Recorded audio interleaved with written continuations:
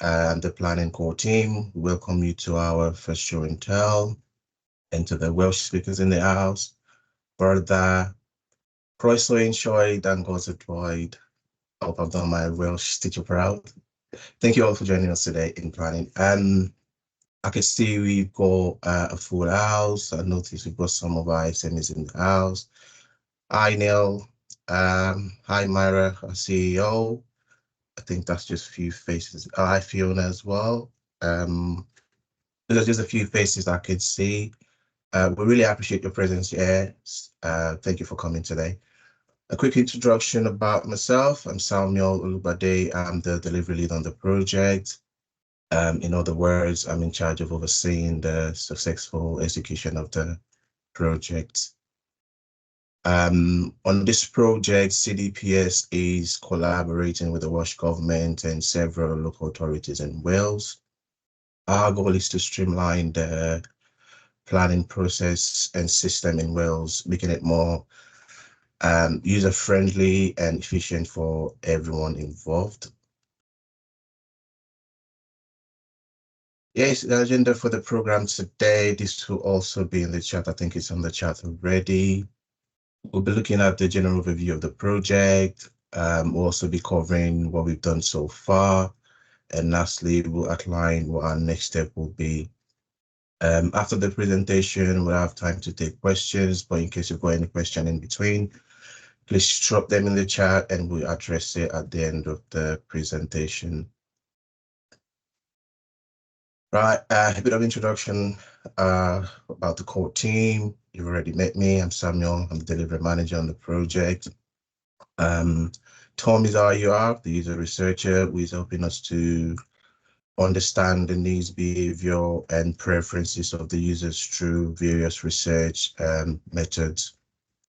Claire is helping us investigate the content of the planning website and how it's shaped, just so it's clear for the users to interact with. And then we've also got Lubna, our service designer, who is focusing on the user-centric experience across the planning process. We also have Jazz, our BA, who will help us to look into some of the business requirements on the project. And last but not the least, we've got Mike, our comms lead. I think Mike role is self-explanatory. Mike is in charge of coordinating our internal and external communications, making sure we dot the I's and cross the T's. Let's get into it. Currently, we are at the discovery stage of the project, and our discovery goal is for us to just look into how planning works in Wales and find out what problems planning might be facing and what's making it hard for people to actually use the system or interact with the system. The overall mission of this project is to improve the services for everyone using it. A quick background, for those of you who couldn't join our last sprint review 2 months ago, because we dived into it a bit, but I'll give you a brief overview of the project. We kickstarted this project last year, September, in collaboration with the Welsh Government. The initial ask was out for us to look into how we can use digital to improve the planning process, hence the name Digital Planning. Our main partner on the project is the Welsh Government, but along the line, we've made few friends across the planning environment. Some of our friends include the Real Town Planning Institute, RTPI, Welsh Local Government Association, WLGA, Planning Aid Wales, Planning Officer Society of Wales, and some of other SMEs in planning.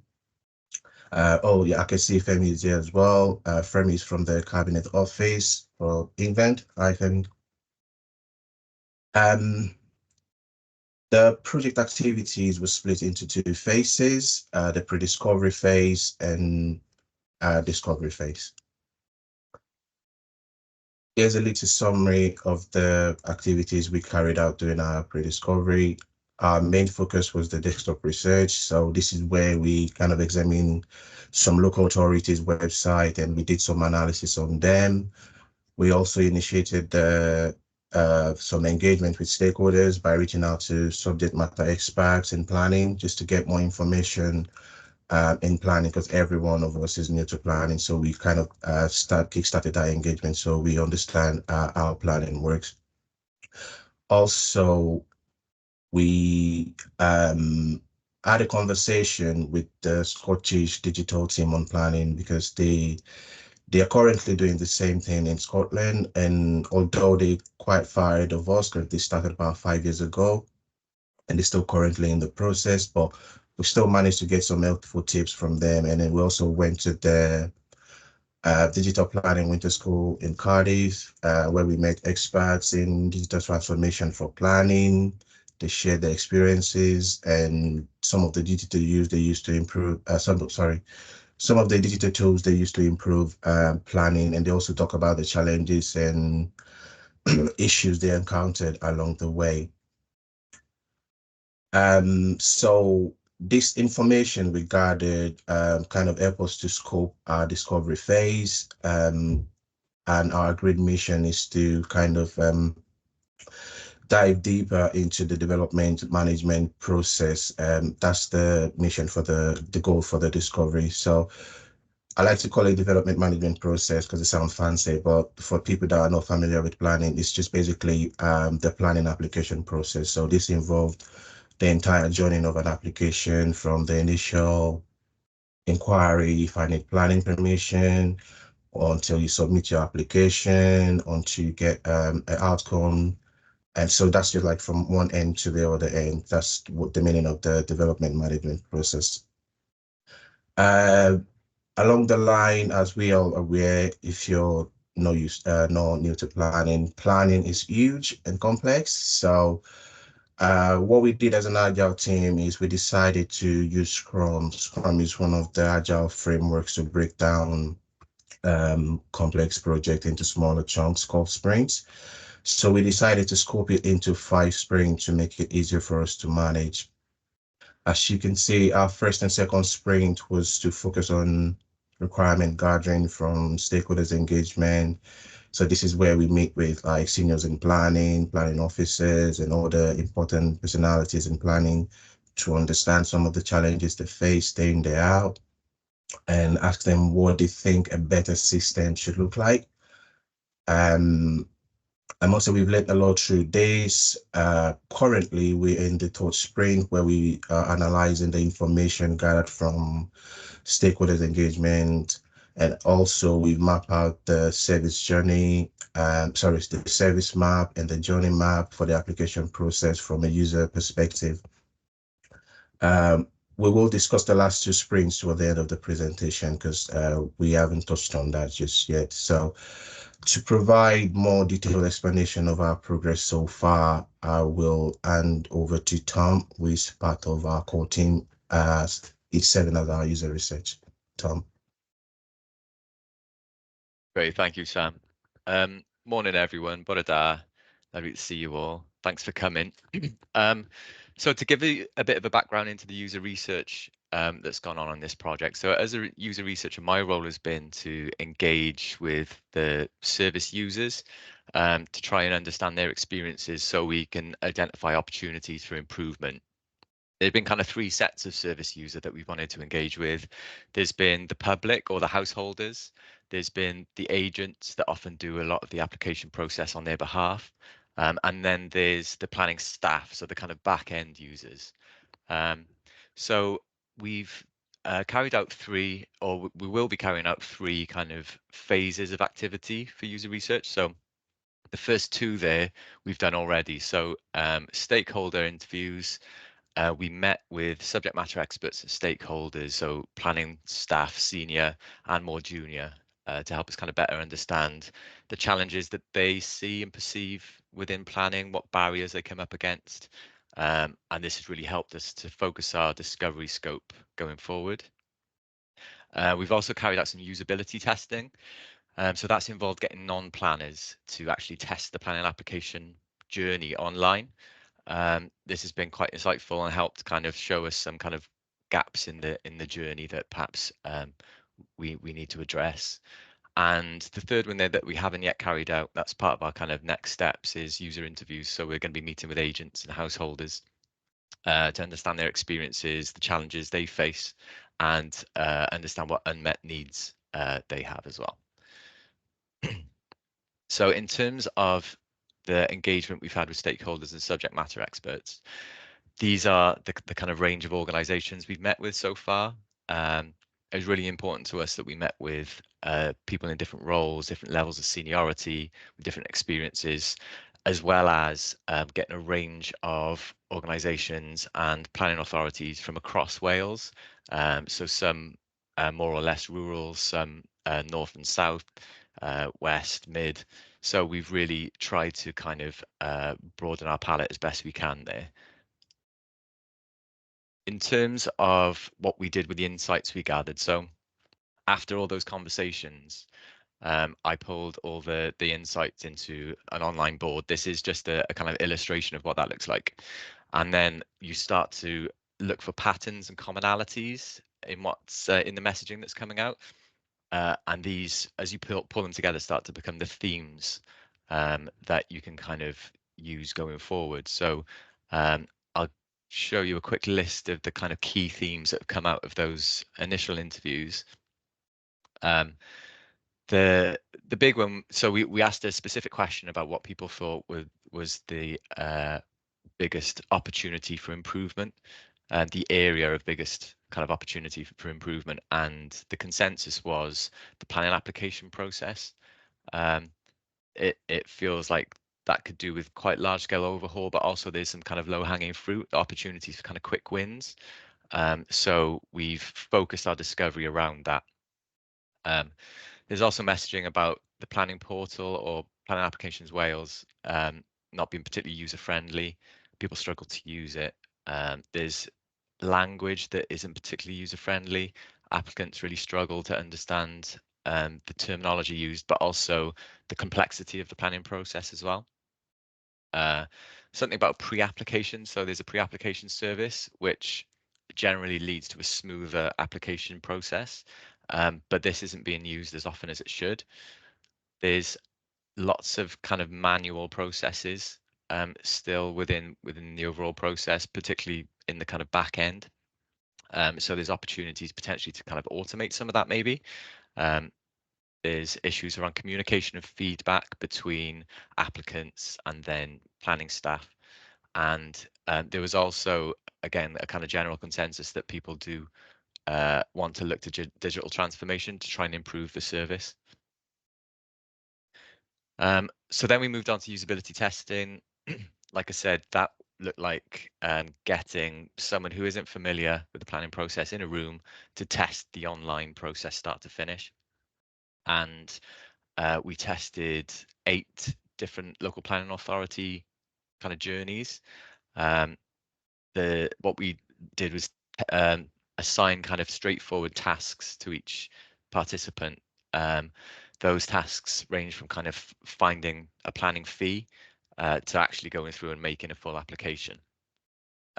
We made sure that we had some Welsh language representation. So 5 of the tests that we carried out were through the medium of English and 3 were through the medium of Welsh. And we also tried to get a range of digital confidence in our participants. We used our colleagues, internal CDPS colleagues for this to avoid some of the pitfalls of recruitment. But we tried to make sure that not everyone wasn't kind of super digitally confident doing this. So they ranged in scale from kind of 5 out of 10 to 10 out of 10.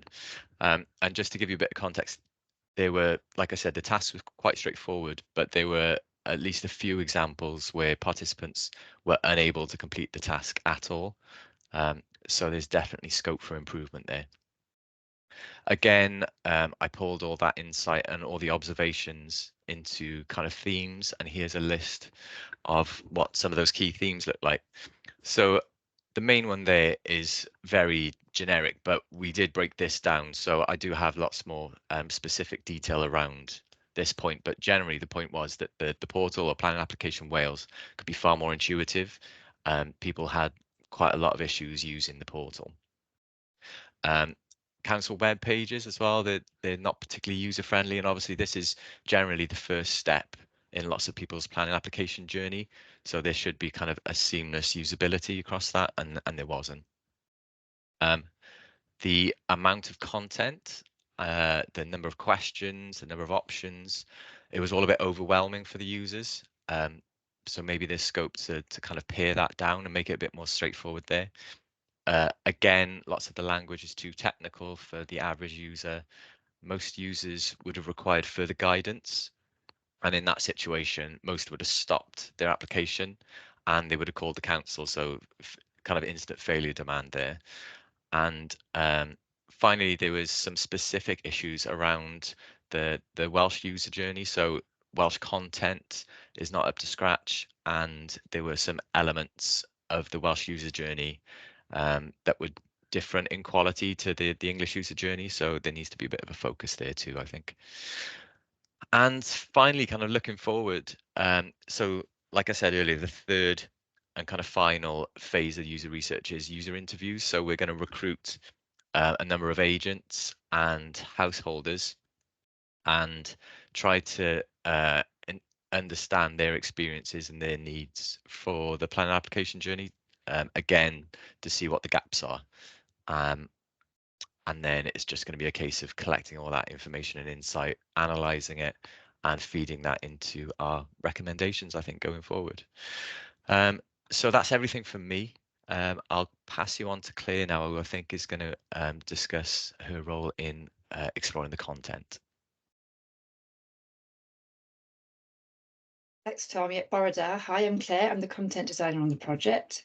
So I'm going to talk to you about what we found when we looked at the apply for planning permission.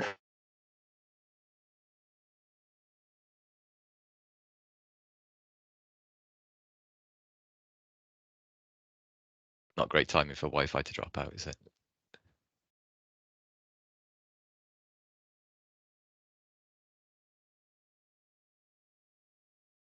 Sorry, I think I lost my internet connection there a little bit. Sorry, I shall start again. So first we decided which websites to focus on and chose a range of planning authorities spread across the whole of Wales, including one national park. And then we gathered information from those websites to create a content inventory to help us understand what content is available, how it's formatted and structured, and whether plain language is being used. And then from the stakeholder interviews, we found out that the pre-application advice service, which is optional, is a really important part of the application process for people who've never completed a planning application before, or where there's a complex development. Planning officers advise what supporting documents and fees have to be included with your planning application to make sure it's valid. It can also save you time if planning officers think your development is likely to be disallowed. It'll give you a chance to revise your plans before applying for planning permission. So we took a closer look at the pre-application advice pages. When we looked at the structure of the content on most websites, the pre-application guidance is on a separate page and it can come after the apply section. So it's not always made clear that pre-application advice is the first step of the process and it can be missed. Local authority websites drive traffic to the planning application Wales site, which is also referred to as the portal, to complete their planning application online. In the middle of the form, you're asked to contact your local planning authority to find out if you need a survey. Now, this could be a biodiversity or a tree survey, for example, but officers won't know if you need a survey until they've seen your application, and they can only advise if you take up the pre-application service. So this is why the structure of the content is important and needs to reflect the process. When looking for guidance on pre-application advice, most of the, almost half the authorities publish their content in PDF or Word document rather than on a web page. So this means that the guidance isn't easy to access or read. The content can be full of planning jargon and technical terms, which makes it confusing, especially for people who have never applied for planning before. To request pre-application advice, only 3 authorities provide an online form. Most forms are PDFs or Word documents, which can't always be filled in online. And you also need the right software to access Word documents. The forms have to be downloaded, printed off, filled in by hand, scanned, and then emailed or posted to the local authority, where the data then has to be re-entered into a back office system. Also, most householder applications are completed by agents, and some agents work across different authorities, so they have to follow different processes and form requirements. So in summary, content on local authority websites can be inaccessible, confusing and inconsistent, and this results in people being unsure if planning permission is needed. Planning officers answering the phone or emails to reply to queries rather than doing their job, which is planning, and planning applications being rejected because they are a good enough standard or don't have the correct supporting documentation. So that's me. Thank you very much. And now over to Lubna. Hi all, Boreda. Good morning. My name is Lubna and I'm the service designer on this project. For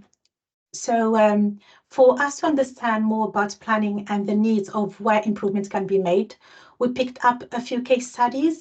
So we've been looking at North, East, South, West and Mid Wales. This is mainly to cover the needs of planning across rural areas, built up areas, as well as areas where demand for the Welsh language. We've looked at several local planning authorities' websites, starting by gathering data, information, and following through the different stages of the planning process. So initially, our aim was to gain a clearer understanding of the planning, the whole planning process. So by gathering the insights, identifying pain points, and similar patterns among these websites, by using affinity diagram method. So we discovered that the terminology and the language used across the planning are technical and complex, so it's not very user-friendly. Also, the way information is arranged doesn't really flow well. So, for example, the mention of pre-application comes late in the application process. So then we mapped out the as-is process for the pre-application stage for two local authorities. So we ensured that both processes were validated by their respective planning officers. So understanding the current pre-application process is crucial, as stakeholders have stressed its importance, even though it's optional. So our goal was to understand this process and explore opportunities for improvements. We've noticed differences between the processes in two councils. So as a result, we are planning to involve a third council to conduct a comparative analysis, identifying similarities and differences among all three. We've noticed that the processes isn't automated. Only 12% of the local planning authorities are using online forms. So councils still using PDFs and Word documents, as Claire stated before. So rather than digital forms, this means planning officers have to enter information manually, causing extra work and duplication. Additionally, the absence of feedback throughout the process often leaves applicants in the dark, leading them to make unnecessary phone calls for the councils to inquire about the status of their applications. Furthermore, we have mapped out the planning application ways as-is process. This is what everyone called the portal, starting from the initial inquiry of whether planning permission is needed, and if so, outlining the steps to navigate through this process. Next, in this process, we need to contact someone from the Welsh Government to validate our findings. So we mapped this process because it's a requirement for every applicant and agent in Wales. So without completing it, they can't basically apply for planning permission. So it's not something they can steer clear of. The process itself is complex, with dependencies on the pre-application stage. For instance, certain parts of the application form aren't clear unless you've gone through the pre-application process. Saying that, not everyone goes through the pre-application process. So, for example, if you're applying, you may not be sure you should get the trees, hedges, and the biodiversity surveys. It's confusing because you may not know for sure until you've done the pre-application process. This uncertainty could cause problems. So you could end up spending money on surveys you don't need, or by not getting ones you should have on your application. This could make your application invalid. So I'll pause here, and thanks so much for listening to me. Next, I'll hand it over to my colleague Sam to wrap up this show and tell. Thank you. Thank you, Lubna. Just in case everything we've shared with you is kind of a bit too much high level, we've got a Notion page where we broke everything down. If you need that, please reach out and then we can share that with you. And also, before we move on to the next step, I'd like to make a public announcement. So one of the challenges we're facing is finding householders for recruitment for our user research. So given our commitment to being user-centric organization and placing the user at the heart of the experience, we think gathering valuable input from householders and agents that actually interact with the system, that uses the system, is very crucial. But unfortunately, we've kind of encountered different difficulties in regards to this, partly due to GDPR and some other factors. So if anyone has got contacts or links that can help us reach to householders for our user research interview, please share them. Also, if you've been through the planning process before, or you know someone that has, and they're willing to share their experience, please, we'll greatly appreciate that if you can share with us.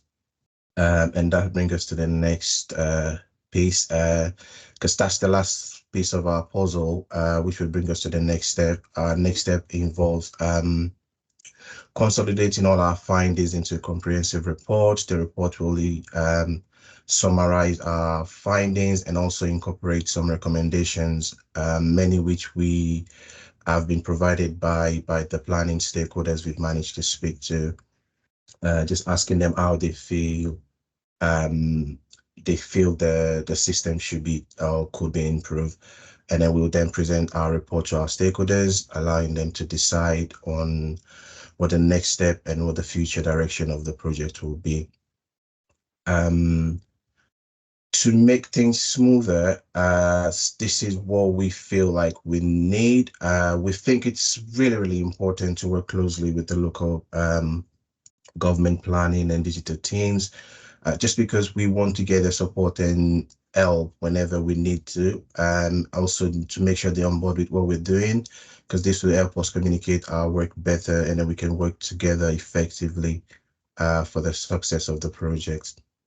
Another area of improvement is getting more involvement from our senior stakeholders, and senior leadership team, and improving our communication. However, we're already working on this, and we're already seeing the progress in the team. The last bit I've already mentioned in my announcement, so please, if you can help us, get in touch. And with that, we've come to the end of our presentation. We're happy to take any questions you may have now.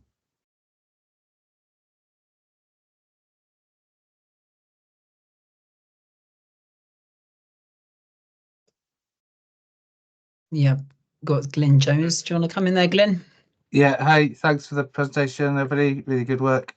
I think, so I've put a question in the chat. I'm not sure I understand the answer that Chris has given.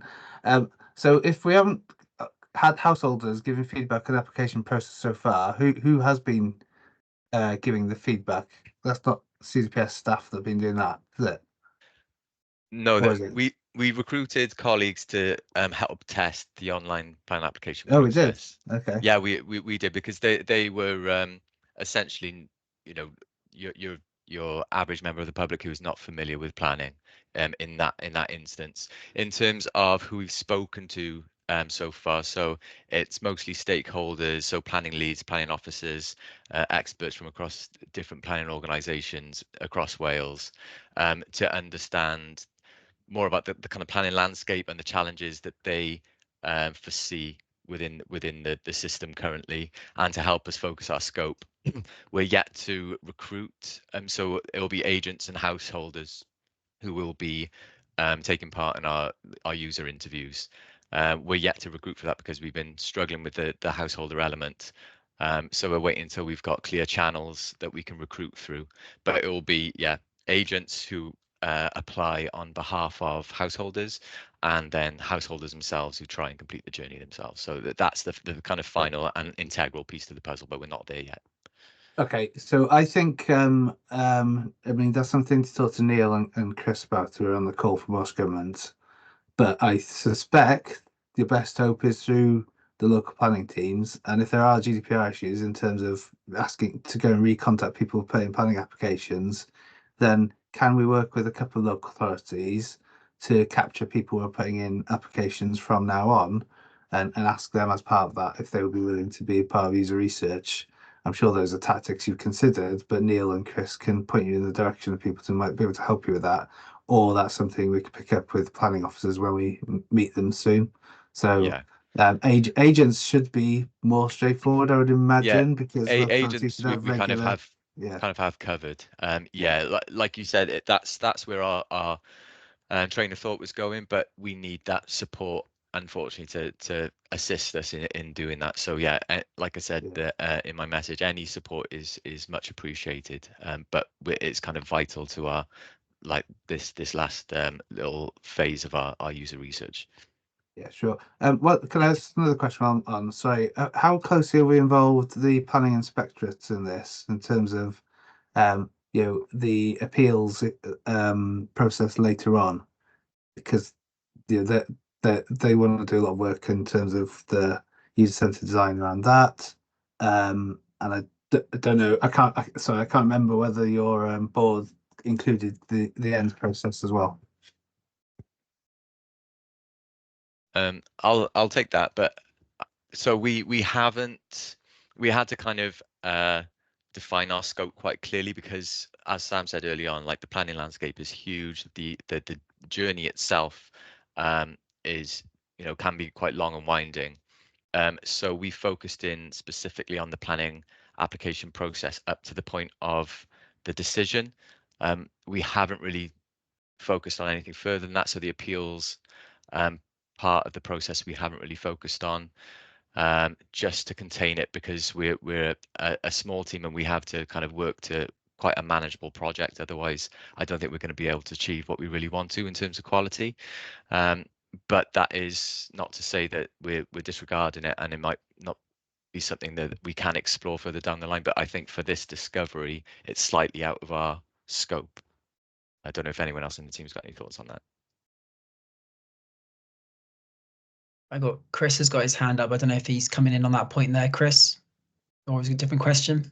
I'm actually, Neil's got his hand up as well. So can I give the floor to Neil and then supplement as appropriate? Sure. Okay, Neil. Yeah, sorry. Yeah, you're perfectly right. We started off looking very broadly across the whole of the if you like, the planning field, including development plans as well. It just became unmanageable. So, it was a case of focusing on very quickly down onto how most people engage with the planning system. And 99% engage with it through a planning application, and most applications are approved by the local planning authority. So it seemed sensible for us to sort of focus in on that majority user journey rather than getting into the appeals space, which hopefully we won't hit. So something we can look at in the future, but this was very much about having the biggest impact for the resources that we're putting into it. So it's a person who applies for permission and gets their permission. How can we make that journey better, forgetting about the relatively few who don't get their permission at the end of the process and want to appeal? And to supplement what Neil has said, Planning and Environment Decisions Wales has only recently moved into Welsh Government, relatively speaking, and is still in the very early stages of development of its online presence. It is working intensely to try and broaden the digital offer that it's making. That work is ongoing at the moment, and I don't think an assessment of what is available now would have any real value in, say, 6 months' time.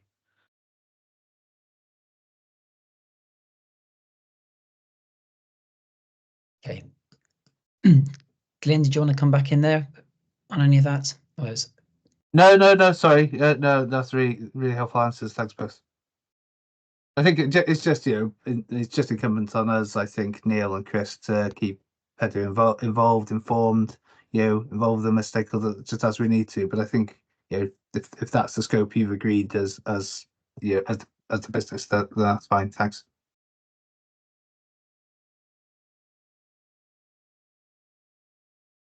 Fantastic. Any more questions from the floor? Anyone else want to come in? We've got still got another 5-10 minutes.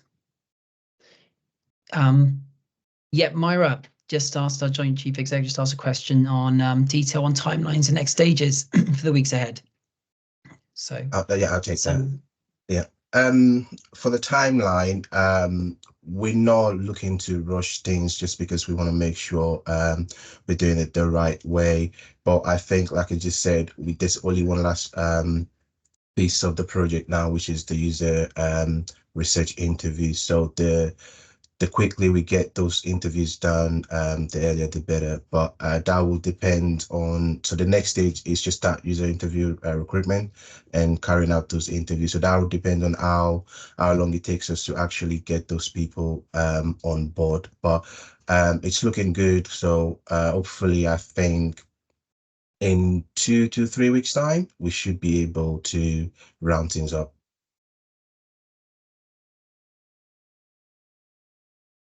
Does that answer your question? Great, yeah, we can provide more information. Brilliant. I think Fiona, you had your hand up. Can I bring you in here, Fiona? Oh no, it's okay now. It was about timeline, so that's been covered. It happened at the same time, so that's great. Thanks. Fantastic. Cheers, Fiona. Fantastic. I've just put a link on the chat to our project page on the CDPS website. So please, yeah, do keep an eye on that. We'll be keeping that updated with. We'll put a link to the recording on that project page and any blogs, subsequent blogs that we're going to be doing. You know, here at the CDPS, we're all about working in the open. So we will be now having, you know, there'll be a regular drumbeat of external communication to talk about the work that we are doing. So yeah, please keep an eye on that, and please reach out to the team, yeah, with any further questions or any support you can provide. That would be excellent. If there's no more questions, I think we can close today's show and tell. Samuel, is there anything that you want to add? Or I know we've got another couple of people involved in the project in the room. What do people think that you can contact anyone, and I will put my email address on the chat now. And then if you contact me or anyone from CDPS anyway, you can always get through to us. Yeah, I put your email address higher up the chat, but I'll paste it again in there, Sam. Yeah. Yeah. Just lastly, I just want to say a quick thank you to everyone that's contributed to the success of the project so far. It hasn't been an easy journey, but I think we've kind of maneuvered in a very professional way. And thank you so much, everyone.